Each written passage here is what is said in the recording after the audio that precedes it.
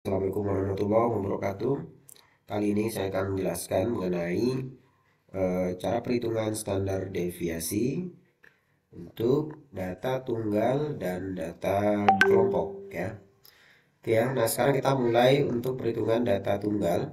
Jadi standar deviasi data tunggal ini data yang tergolong mudah data yang tergolong sedikit atau kurang dari 30 ya, itu yang relatif bisa kita hitung dengan cepat ya kan.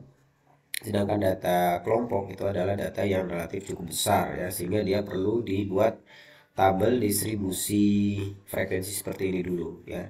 Oke, kita mulai dari data tunggal. Ini ada sebuah contoh data.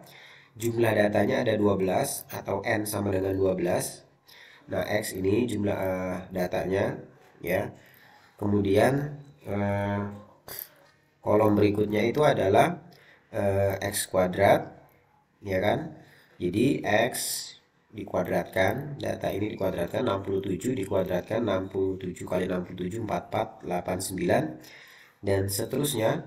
Kemudian jangan lupa kedua kolom ini dijumlahkan ya. 895 67 249. Ini jangan lupa dijumlahkan. Nah, kemudian kita masuk ke rumus simpangan baku data tunggal. Sigma X kuadrat berarti 895 sigma X kuadrat yang ini ya 67249, kemudian dikurangi sigma X kuadratnya di luar kurung, berarti yang sigma X ini 895, kemudian dibagi N 12, kemudian 12 dikurang 1 ya. Kemudian diturunkan 67249 dikurang 895 dikali 895 dibagi 12 ya kan. Kemudian dibagi dengan 11, 12 kurang 1. Kemudian akar dari 67249 dikurang 66752 ini belum diakarkan ya. Jadi 67249 dikurang 66752 sekian-sekian dibagi 11 ya kan. Ini hasilnya 496,917. Kemudian dibagi sama 11, hasilnya 45,17. Kemudian akar dari 45,17 itu 6,7. Nah, oke. Nah, ini untuk data tunggal. Sekarang kita ke data kelompok.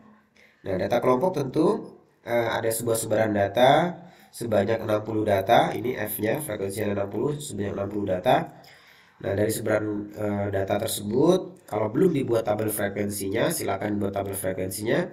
Untuk cara membuat tabel frekuensi sudah saya jelaskan pada video tutorial sebelumnya, sekaligus untuk menentukan nilai mean, median, dan modus.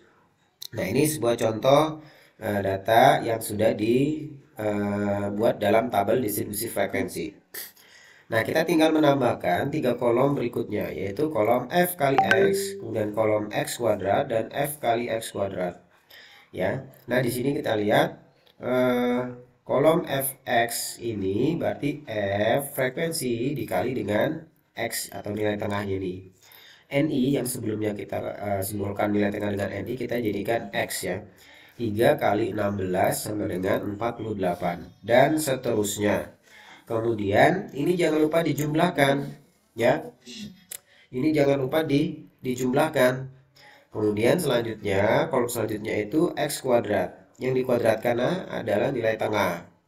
16 kali 16, 256. Kemudian, kolom yang terakhir, F kali X kuadrat. F kali X kuadrat, berarti 3 dikali 256. Itu 768. Ya. Dan jangan lupa juga dijumlahkan. Setelah dijumlahkan, kita masuk ke rumus simpangan baku data kelompok yang ini ya. Kita tinggal masukkan nilai-nilai sesuai dengan tabel yang sudah kita hitung atau kita jumlahkan tadi. Kemudian ini lihat sigma F kali X kuadrat, berarti yang ini sigma F kali X kuadrat 286124. Nah, masuk ke sini. Ini hampir mirip dengan simpangan baku data tunggal ya, perhitungannya ya. Nah, kemudian 3950 ini adalah sigma X yang ini ya. Kemudian dibagi dengan 60 kurang 1 dan seterusnya sesuai dengan rumus ini ya. Nah, ini setelah kita hitung, kemudian dikuadratkan, itu hasilnya 2,4. Jadi kuadrat dari 6,22 itu 2,4 gitu ya. Oke, itu ya yang dapat saya sampaikan terkait dengan cara menentukan simpangan baku atau standar deviasi pada data tunggal dan data kelompok. Eh, Selanjutnya ya silakan dicoba lakukan perhitungan ya. Ini tentunya dengan cara manual ya, gitu ya. Terima kasih. Wassalamualaikum warahmatullahi wabarakatuh.